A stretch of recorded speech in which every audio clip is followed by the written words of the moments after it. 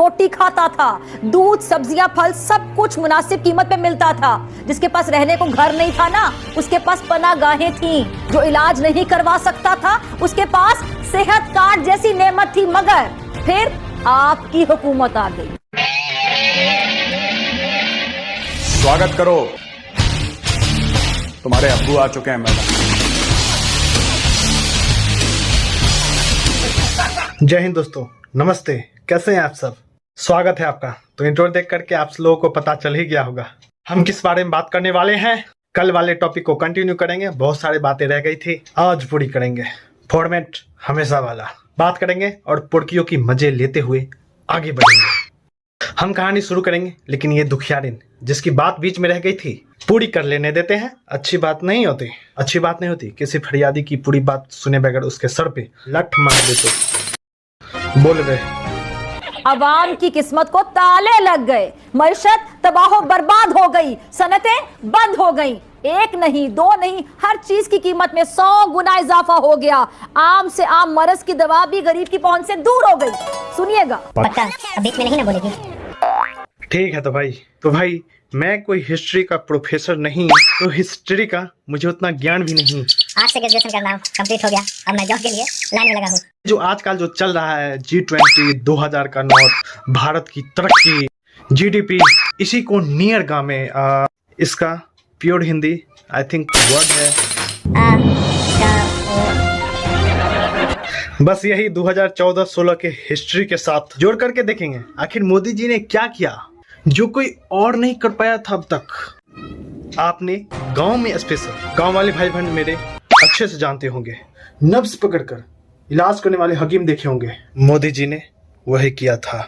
मोदी जी ने नब्ज पकड़ी थी पाकिस्तान की। हमारे विकास के राह में रोड़ा, हमें कुछ और दिखता ही नहीं था।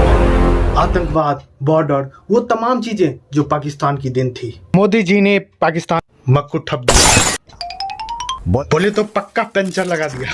मोदी जी ने कहा भी था। 2014 में मोदी जी आए थे, ये शायद 2016 की शायद बातें हैं। हर किसी का सवाल था ये कि ये मोदी जी क्या कर रहे हैं। मोदी जी तो घर पे रहते ही नहीं है। लेकिन भाई अगर घर का मुखिया घर पे अगर बैठा रहेगा तो घर कैसे चलेगा। आज जो हम इन पाकिस्तानियों के मुंह से सुन रहे हैं पूरी दुनिया कहती है, लेकिन पुर्की के मुंह से जब मोदी जी के बारे में सुन के जो खुशी मिलती है ना, तृप्त मन हो जाता है भाई। अफगान के बंदे हैं, वो इंडिया को सपोर्ट करते हैं। क्यों करते हैं? यही पूछते हैं ना दोस्त। आज भारत का संबंध हर देश के साथ है, भले ही वो मुस्लिम कंट्री हो या नॉन मुस्लिम कंट्री हो, क्रिश्चियन कंट्री हो, बहरीन, कुवैत, यूके, यूएस, रसिया। मोदी जी ने एक भी जगह नहीं छोड़ी है। ऐसी कंट्री है जहां 20 साल से कोई भी नहीं गया था, वहां मोदी जी चले गए। ये उसी का असर है भाई।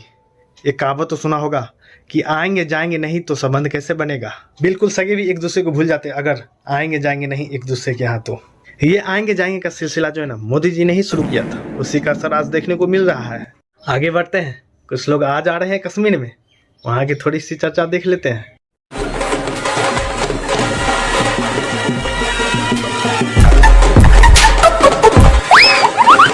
ये वही कश्मीर है जहां पहले अनार उठा करते थे, आज लेकिन भाई रौनक लगी पड़ी है भाई, मेले सजे हैं।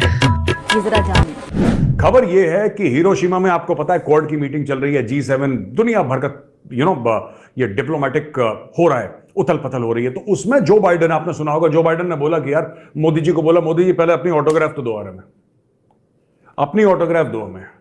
आप इतने पॉपुलर लीडर हैं वर्ल्ड के, please give us your autograph because I want to understand कि हुआ कैसे, पॉपुलैरिटी किस तरीके से हुई। आप देखिए पॉपुलैरिटी में कोई ऐसी मोदी जी के जो मामला है ना, लोग कहते हैं इंफ्रास्ट्रक्चर कर दिया, ये कर दिया, वो कर दिया, 5th लार्जेस्ट इकोनॉमी। पाकिस्तानी अक्सर कहते हैं 5th लार्जेस्ट इकोनॉमी। बात वो नहीं है यार, मोदी जी का वो गेम है ही नहीं कि इंफ्रास्ट्रक्चर कर दिया, रोड बना दी, वो तो बननी थी, वो बन गई, ठीक है। एक भारतीय होने का जो गर्व है, राइट, एक जो इंडियन होने की जो प्राइड है, वो दोबारा पैदा करी। और मुझे लगता है कि नरेंद्र मोदी जी का सबसे बड़ा कंट्रीब्यूशन है दोस्तों यही है।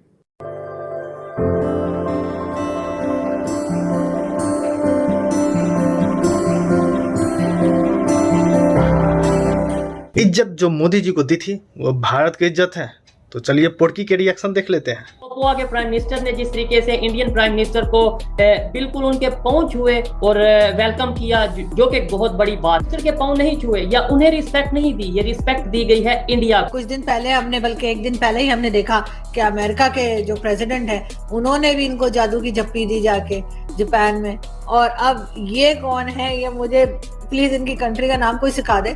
लेकिन बहरहाल जो भी है, ये भी जो है मोदी जी के जप्पी भी डाल रहे थे और जो है वो उनके पाँव भी छूने की उन्होंने, जैसे होते है एक रस्म होती है, वो भी की। तो क्या कहेंगे आप, आजकल मोदी जी सबको गले लगा रहे हैं, तो क्या मैं शहबाज शरीफ साहब को भेज दूं? पूछ लो उससे, उसके दिल में कोई बहन तो नहीं कि मोदी जी गले लगाकर उसकी गला ना दबा दे। सही, लेकिन मैंने जो आपसे पूछा, शहबाज शरीफ साहब को भेजूं क्या? मोदी जी से कहिए जरा उनको भी एक जप्पी लगा लें। क्या आ रहा है भाई, पड़ोसी हैं हम भी। क्या बात करती हो मैडम, यहाँ बहुत सारे लोग हैं जो भारत में आपकी झप्पी लगाना चाहते हैं। आज मैं बहुत हंसूंगा। हंस ले, जब तक तुम्हारी हुकूमत हंसने पर टैक्स नहीं लगाती है। शहबाज शरीफ साहब अभी तो बहरहाल उनको झप्पी लगाने के लिए बहुत सारे लोग घूम रहे हैं, एक तो इमरान खान ही घूम रहे हैं। इंडिया के प्राइम मिनिस्टर पहुंचे हैं पापुआ गिनी, वो हमें पहले ही से ही मालूम है, हमने उस विजिट पे बात भी की थी, अगर आपको याद हो। नहीं याद तो नहीं है, तो बताना। वहाँ पर जो उनको वेलकम किया गया है वो बहुत ही ख़ास तरीके से किया गया है, जिसको इंटरनेशनल मीडिया इस तरीके से लिख रहा है कि remarkable gesture by James Marape, जो कि प्राइम मिनिस्टर वहाँ के पापुआ गिनी के हैं। उन्होंने किया क्या है कि जब इंडिया के पीएम वहाँ पर उतरे हैं जहाज़ से, तो उनको वेलकम करने के लिए वहाँ पे पहुँचे हुए थे वो, और उन्होंने बहुत ही एक वार्म वेलकम किया, लेकिन साथ ही झुककर ही टच्ड हिज फीट, उन्होंने उनके पाँव भी छुए। तो वो यानी पाँव छूने से बना दिए कि जो वीडियो, फिर मैंने वीडियो मुझे देखनी पड़ी, मैंने जब तस्वीर देखी, क्योंकि समटाइम्स होता ही है कि आप जब ऐसी तस्वीरें कभी फेक भी होती हैं, काफ़ी इस तरह की पिक्चर्स या खबरें जो है वो पता चलता है कि नहीं ये गलत था, ऐसा कुछ नहीं था। सिस्टर बेन साहब, आपको तो भारत की हर तस्वीर फेक नजर आती है। कश्मीर ऐसा नहीं है, कश्मीर ऐसा है। एनीवे, फिर तसल्ली कैसे हुई? फिर मैंने कहा वीडियो देखते हैं, क्या वाकई ये वीडियो मौजूद है, तो वो है। उनको किसी ने बताया होगा कि साहब ये बड़ों की इज्जत हिंदू धर्म में ऐसी की जाती है कि आप बड़ों के पैर छूते हैं, तो उन्होंने पैर छुए। यार देखो ना, उन्होंने तो पैर छुए मोदी जी की इज्जत करने के लिए, पर मुझे लगता है कहीं पे शहबाज शरीफ और बिल्लो रानी को आइडिया मिल गया कि अगली बार मोदी जी कहीं मिल गए, ठीक है, तो शहबाज शरीफ दायां पैर पकड़ेगा और बिल्लो बायां, और बोलेंगे मोदी जी जब तक आप हमें 5-10 अरब डॉलर नहीं दोगे हम ये पैर नहीं छोड़ेंगे। ठीक है, उसने जो करा पापुआ न्यू गिनी के प्राइम मिनिस्टर ने, उसने तो इज्जत देने के लिए करा। इन भाइयों को आइडिया मिल गया, ऐसा पकड़ लेंगे पैर, अब मोदी जी पैसे आपको देने पड़ेंगे। मोदी जी क्या ही कर लेंगे यार, इसमें क्या ही कर लेंगे, देना पड़ेगा पैसे। मैं बता रहा हूं, पाकिस्तानियों को बहुत तगड़ा आइडिया मिल गया इससे। एक ने लेफ्ट बूट पकड़ रखा होगा, एक ने राइट बूट पकड़ रखा होगा। मोदी जी बूटों में से पैर निकालेंगे और चलते रहेंगे, और ये दोनों भीख मांगे खुश हो जाएंगे। मोदी का बूट मिल गया, नीलामी करेंगे और पैसा छापेंगे। जाते छोड़ का जोताई अच्छा। मुझ जैसा बंदा विदेश जाए और विदेश में एयरपोर्ट पर खड़े होकर बोले मैं इंडियन हूं, इस चीज की कोई कीमत नहीं होती। आप हजारों किलोमीटर की सड़कें बना देना, वो भी जरूरी है, मैं मना नहीं कर रहा। आप 100 सैटेलाइट स्पेस में भेज दें, वो सब एक्टिविटीज हैं। लेकिन जो सबसे बड़ा जो मानसिकता में, जो थिंकिंग में चेंज आया है कि we are Indians, we are second to none, हम नंबर 2 पे नहीं, हम नंबर 1 पे हैं, और दुनिया में कोई भी प्रॉब्लम होगी हम उस चैलेंज को स्वीकार करते हैं, हम उसको ओवरकम करेंगे और हराएंगे और जीतेंगे। मुझे लगता है सबसे बड़ा मोदी जी का यही योगदान है। मोदी जी ने हर एक डिपार्टमेंट को आड़े हाथे लिया है। अरे भाई, वो तो यहाँ भी आ गए थे, याद है ना आपको? क्या बात करता है चिंटू? किसी दिन वीडियो जा रहा है सर, मैं तो रोज आ रहा हूँ। यही तो कह रहा हूँ, मैं ये डेली करना चाहता हूँ। हम आगे की रणनीति बनाते हैं, ये करेंगे वो करेंगे, ये करेंगे वो करेंगे। रोज कोशिश करता हूँ सर, मैं छीलूं इनको। इसके लिए कुछ व्यवस्था करो सर। व्यवस्था मंत्रिमंडल से कोई आके वीडियो तो नहीं बनाएगा सर? मैं बताता हूँ काम करने का तरीका कैसे होता है। आप वीडियो एडिटिंग सिखाएंगे आप?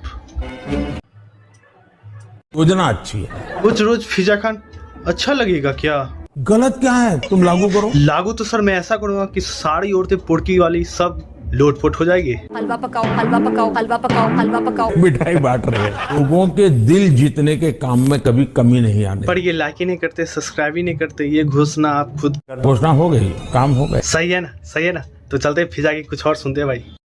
कुछ ऐसे कमेंट्स जिन्होंने मेरा सन्न कर दिया, मेरा पूरा दिमाग हिला के रख दिया कि भाई ऐसे लोग भी हैं अपने भारत में, तो बात करते हैं।